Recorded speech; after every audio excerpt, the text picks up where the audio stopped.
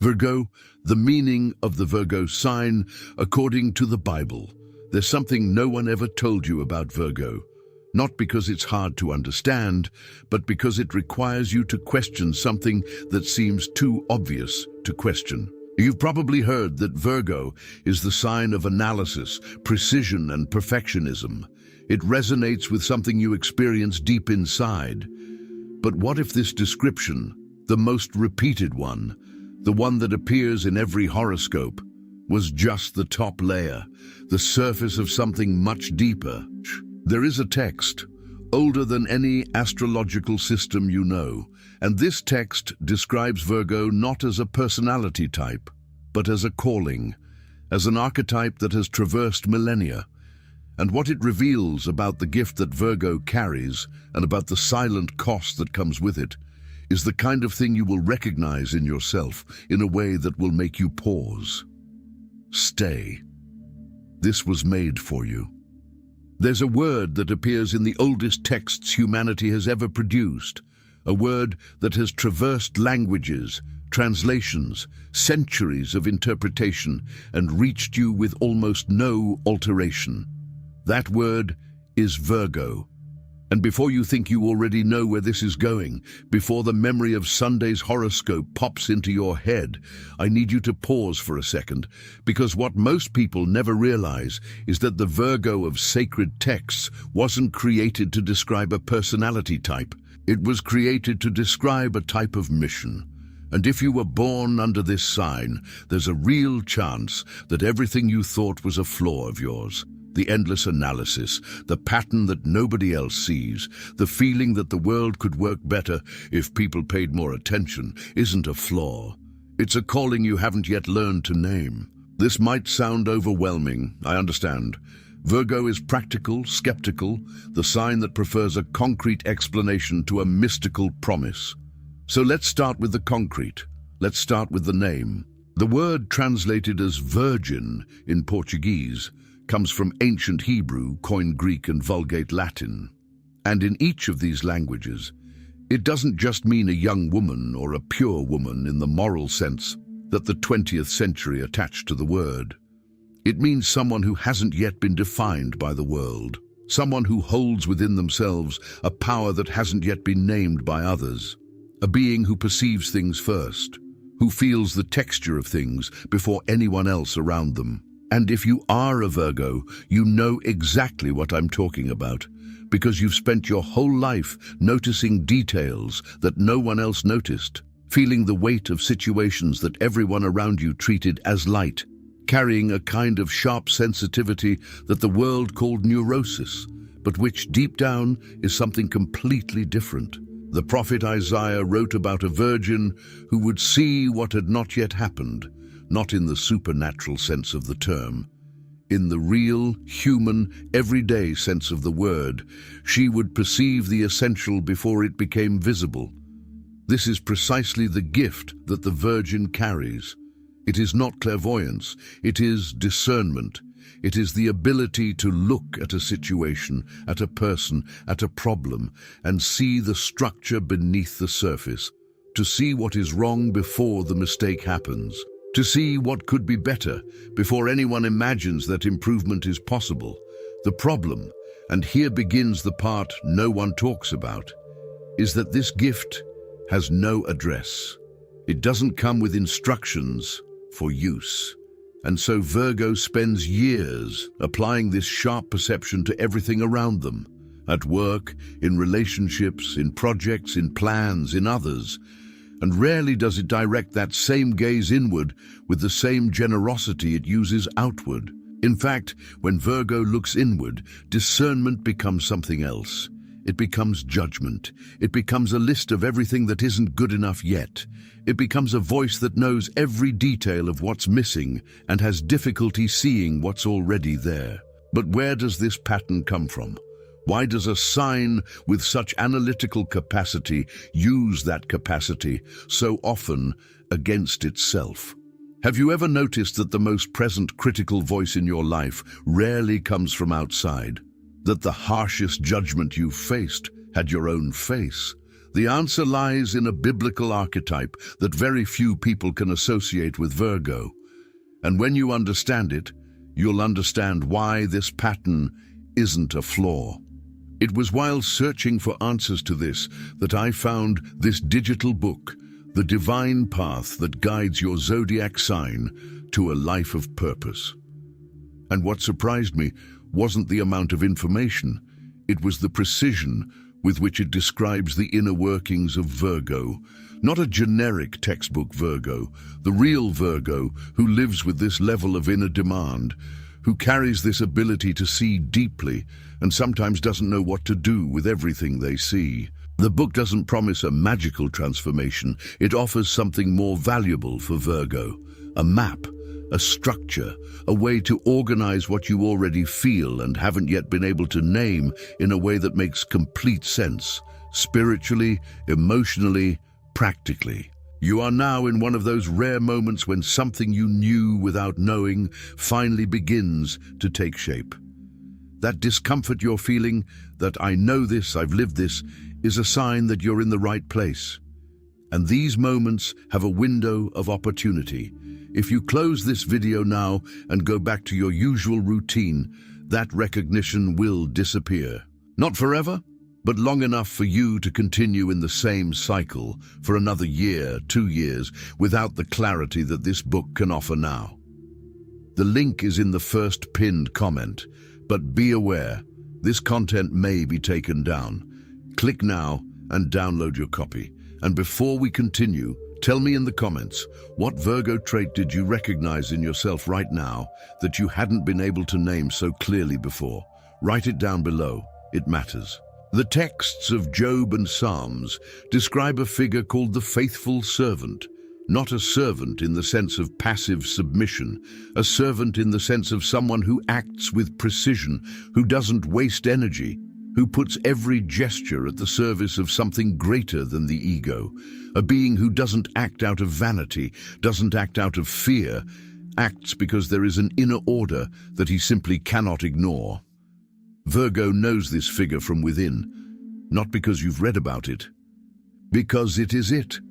You've probably felt it, this silent compulsion to do things well even when no one will notice, to fix what's wrong even when it would be much easier to let it pass, to put yourself at the service of something, a project, a person, an idea, with a level of dedication that the people around you sometimes don't even fully understand. And here is the cost that no one mentions.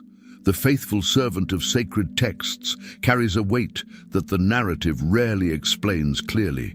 He has been called to a level of precision that the ordinary world demands of no one. And that is exhausting. Not the body, the soul. It is exhausting in a way that doesn't show up in any examination, that has no clinical name, that manifests as that feeling that you are always one step behind where you should be, always an adjustment away from the right point, always so close and never there. When Solomon was called to rule, he made a request that surprises anyone who reads it without haste. He didn't ask for wealth, he didn't ask for power, he didn't ask for the defeat of his enemies. He asked for discernment, the ability to separate right from wrong, the essential from the accessory, what serves from what merely takes up space. And the answer he received was that this was the wisest request a human being could make. Because discernment is not just intelligence, it is the highest form of intelligence.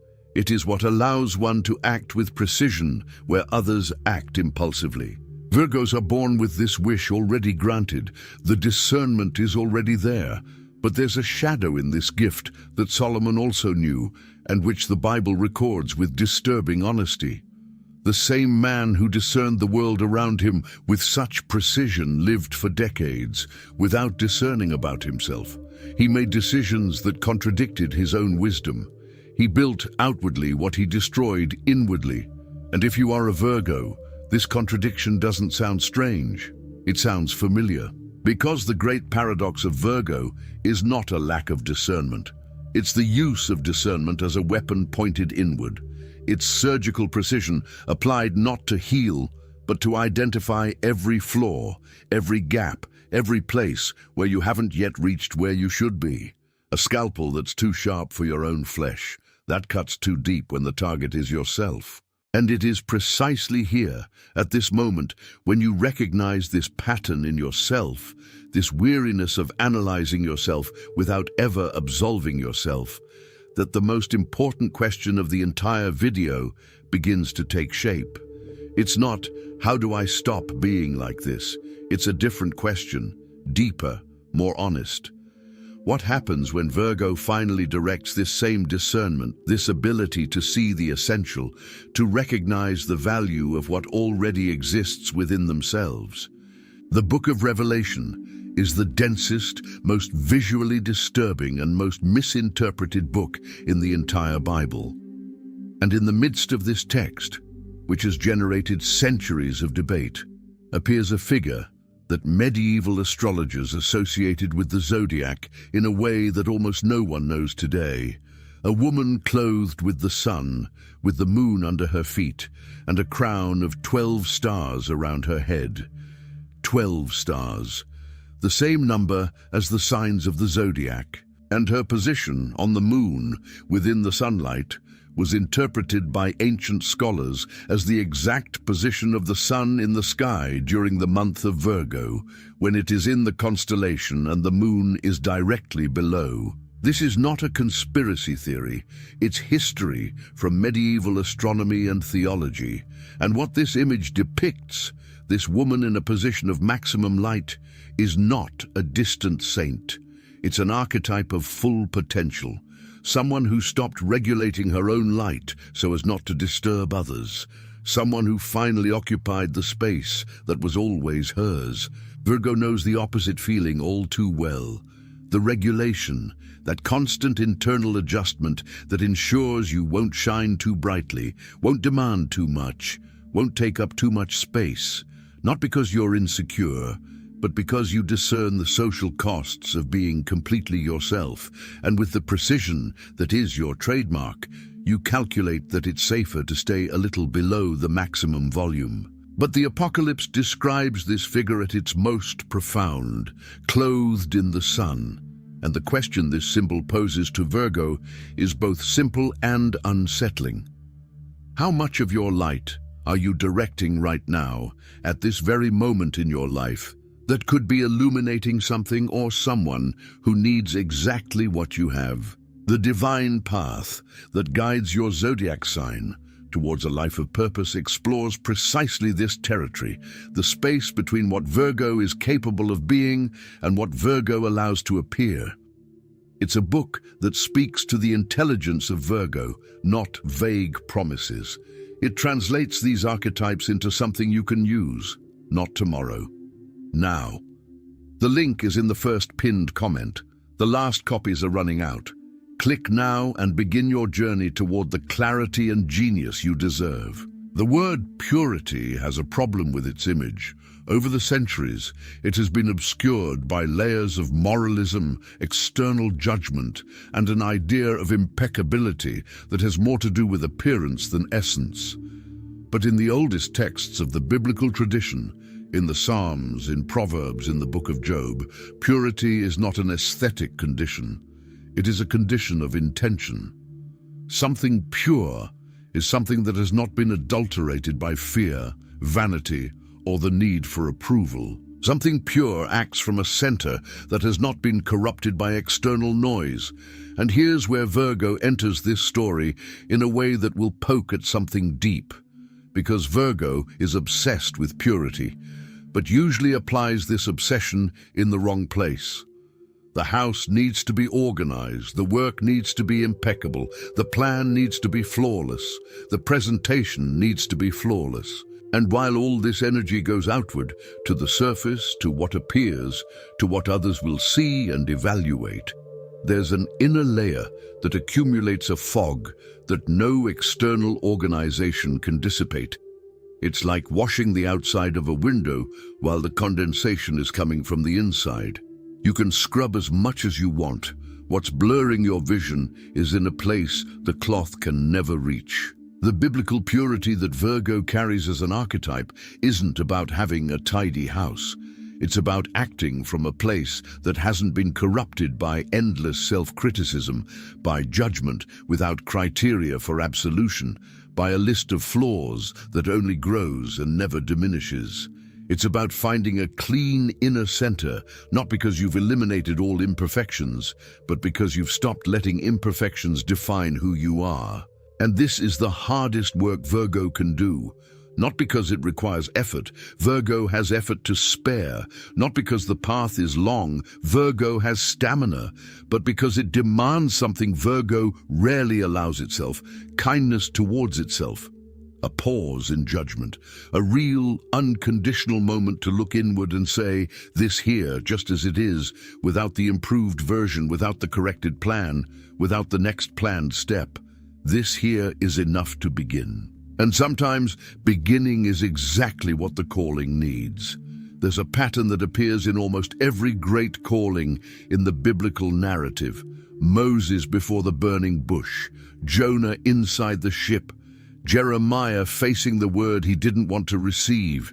In all these moments, before acceptance comes refusal. And what's interesting, what most readings gloss over too quickly, is that this refusal doesn't stem from cowardice. It stems from excessive self-awareness. I don't know how to speak well. I'm too young. I already ran away once. Why would it be different now? These are variations of the same phrase that Virgo knows by heart in modern and personal versions. I'm not ready yet. When I resolve this part, then yes. When I reach the level I envision, then I'll begin. Virgo is the sign of the musician who rehearses alone for years, who knows every note, every detail of their own limitations, every place where the performance hasn't yet reached the perfection they imagine, and who stays in their room rehearsing, not out of laziness, not out of cheap fear, but because their own level of discernment is too high. They hear what's still missing with a clarity that no external teacher would have. And this, which is a gift, becomes an obstacle. Because the perfection that Virgo imagines as a prerequisite to begin never arrives. Not because it's unattainable, but because the standard grows at the same speed as the ability. It's a race with no finish line. But here's what the biblical narrative reveals about these moments of refusal. The calling didn't wait for perfection. Moses stammered, and it was all the same. Jeremiah was young, and it was all the same. Jonah ran away and was called back. The calling doesn't need a perfect vessel. It needs a willing vessel. And the difference between perfect and willing is exactly where Virgo spends years standing still without realizing it's standing still. What is Virgo waiting for to accept what you already carry? To stop rehearsing and begin, to recognize that the calling won't wait for the ideal moment, because the ideal moment is a construct of fear dressed in prudence. The divine path that guides your zodiac sign towards a life of purpose exists for this specific moment. For the Virgo who already has everything within, the perception, the discernment, the ability to serve with precision, but is still waiting for permission that will never come from the outside. This book is that permission. It is the structure that transforms rehearsal into performance, potential into real movement. The link is in the first pinned comment. The last copies are running out. Click now and begin your journey toward the clarity and genius you deserve. And we arrive at the point where everything converges. Not in a spectacular way. Virgo doesn't trust spectacle.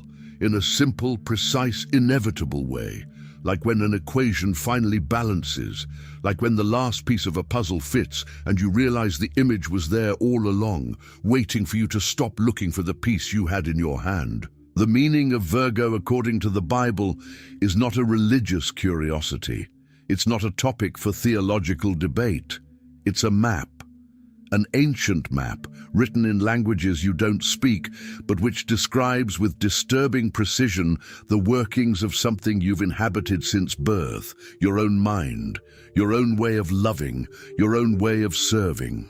You don't need to believe in prophecy to recognize the archetype of Isaiah's virgin within you, that ability to perceive the essential before everyone else.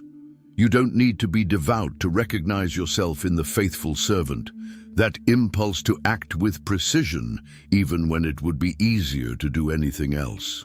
You don't need theology to understand what Solomon asked for, because you make that silent request every time you choose to think before acting, analyze before concluding, discern before deciding. And you don't need a dramatic revelation to realize that perhaps Virgo's greatest biblical mission isn't to serve the world perfectly.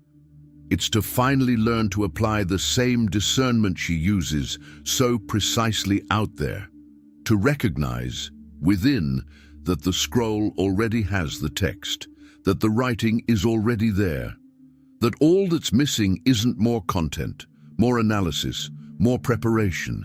It's light, the right light at the right angle, so that what already exists can finally be read. Virgo doesn't need to become sacred, it already is. And understanding this, not as a concept but as a lived truth, is the beginning of everything this sign always knew was possible but never allowed itself to fully achieve.